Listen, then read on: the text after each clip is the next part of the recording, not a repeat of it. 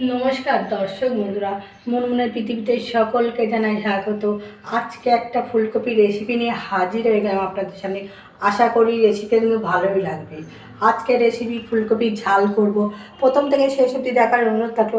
এই পদটা কিন্তু বাড়িতে করলে কিন্তু মাংস মাছ কিছুই কিন্তু লাগবে না। প্রথম পাতে কিন্তু এই রেসিপিটা পাতে করলে একতারা কিন্তু ভাত খাওয়া যাবে। কপি কিন্তু এখন শেষের দিকে, বন্ধুদের বলবো অবশ্যই কিন্তু বাড়িতে এই রেসিপিটা একবার বাড়িতে করে খেয়ে আমাকে কমেন্ট করে জানাবেন কেমন লাগলো খেতে। ভালো লাগলে লাইক কমেন্ট শেয়ার করতে ভুলবেন না।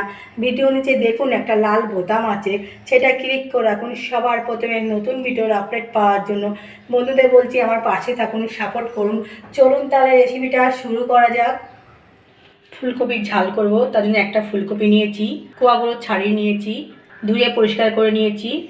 এর সাথে লাগছে কালো সর্ষে হাফ চামচ, 3টে কাঁচা লঙ্কা, সাদা সর্ষে হাফ চামচ, 2 চামচ পোস্ত, জিরের গুঁড়ো হাফ চামচ, আদা হাফ চামচ, একটা টমেটো গ্রেট করে নিয়েছি, শুকনো লঙ্কার গুঁড়ো কাশ্মীরি লঙ্কার গুঁড়ো দুটো মিলিয়ে 1 চামচ নিয়েছি। প্রথমে কালো সর্ষে, সাদা সর্ষে, পোস্ত, কাঁচা লঙ্কা দিয়ে একসাথে বেটে নেব। কড়াটা গরম হয়ে গেছে, কড়াতে সর্ষের তেল দিয়ে দেবো। তেল গরম হয়ে গেছে, তেলের মধ্যে অ্যাড করবো লবণ আর হলুদ। লবণ হলুদ একটু তেলের মধ্যে ভালো করে মিশিয়ে নেব। এবার কপিগুলো দিয়ে ভাজা করে নেব।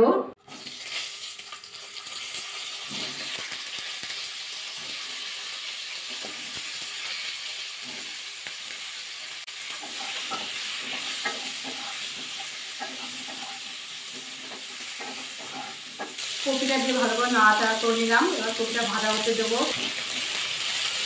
নাড়াচাড়া করে কপিটা ভাজা করে নিয়েছি। দেখুন বাদামি কালার হয়ে গেছে কপিতে।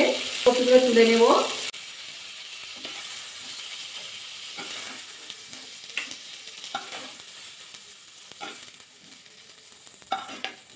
আবার কড়াইতে তেল দিয়ে দেবো, সর্ষের তেল। সামান্য কালো জিরে একটু ফোড়নে দিলাম, একটু নাড়াচাড়া করে নেব। অল্প করে লবণ দিয়ে দিলাম তেলের মধ্যে। আদাটা দিয়ে দেবো এবার তেলের মধ্যে, দিয়ে একটু নাড়াচাড়া করে নেব।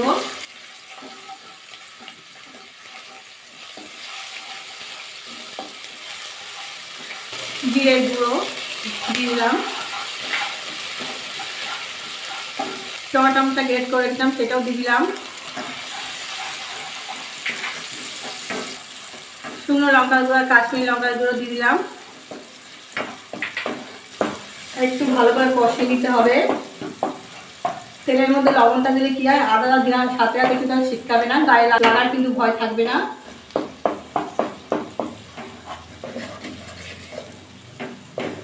এর মধ্যে অ্যাড করব হলুদ আর একটু লবণ দেব,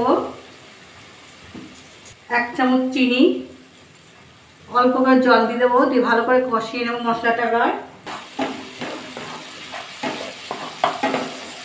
বন্ধুরা বলবো কপি তো অনেক রকম করে খেয়েছি, আর এখন কিন্তু কপি শেষের দিকে একবার বন্ধুরা বলবো কপি ঝাল করে খেয়ে দেখবেন, খুব ভালো লাগে খেতে। কিন্তু মাছ মাংস কিন্তু কিছুই লাগবে না, এই ফুলকপি একবার ঝাল করে খেয়ে দেখবেন, এক থালা কিন্তু ভাত খাওয়া যাবে এইটাই দিয়ে। ভালো করে কষিয়ে যাবে, কাঁচা দিয়ে আদা গন্ধটা চলে যাওয়া অবধি ভালো করে মশলাটা কষিয়ে নিয়েছি। কিন্তু মশলাতে কিন্তু তেল ছাড়া আরম্ভ করে দিয়েছে। পোস্ত সর্ষে কাঁচা লঙ্কা বেটে রেখেছি, এবার দিয়ে দেবো। মশলার বাটি ধুয়ে জলটা দিয়ে দেবো, আর একটু কষিয়ে নেব।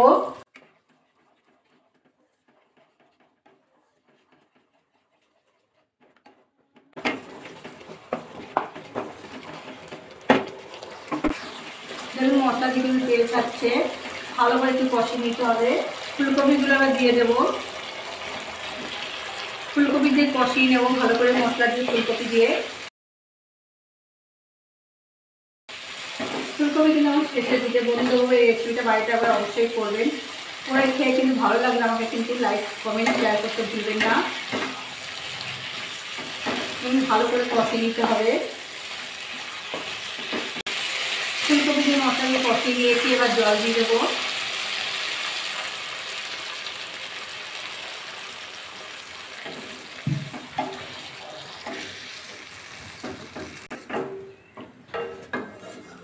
ঝালটা কিন্তু আপনারা আন্দাজ বুঝে যাবেন। ফুলকপির ঝাল তো খুব কিন্তু ঝোল হবে না, একটু মাখো মাখো করবো। ঝাল জিনিসটা কিন্তু ঝোল হয় না, একটু মাখো মাখো হলে খেতে ভালো লাগে বেশি। দুটো কাঁচা লঙ্কা দিয়ে দিলাম। ঝালটা কিন্তু আপনারা কম বেশি করে দেবেন। আমি একটু বেশি দিলাম, কেন কপির ঝাল তো একটু ঝাল ঝাল হবে, খেতে ভালো লাগবে, তার জন্য ঝালটা বেশি দিলাম। এবার ঢাকা দিয়ে দেবো। ঢাকাটা খুলে নেব, এবার একটু নাড়াচাড়া করে নেব। দেখুন জল কিন্তু অনেকটাই কিন্তু শুকিয়ে গেছে, মাখো মাখো হয়ে গেছে। গ্যাসের জোরটা একদম লোতে করে দিলাম। ফুলকপির ঝাল কিন্তু পুরো রেডি। উপর থেকে একটু সর্ষের তেল দিয়ে দেবো। পোস্ত দিয়ে সর্ষে দিয়ে কোনো কিছু রান্না করলে উপর থেকে একটু তেল দিলে, কাঁচা তেল দিয়ে দিলে খেতে কিন্তু দুর্দান্ত হয়। কিন্তু একটু এবার নাড়াচাড়া করে নিলাম। এবার গ্যাসটা অফ করে দিলাম। ঢাকা দিয়ে রেখে দেবো। 2 মিনিট পরে আপনাদের নামিয়ে দেখাচ্ছি। বন্ধুরা, এই রেসিপিটা কিন্তু বাড়িতে একবার অবশ্যই করবেন। প্রথম পাতে কিন্তু এই রেসিপিটা পড়লে কিন্তু আর কিছুই কিন্তু লাগবে না।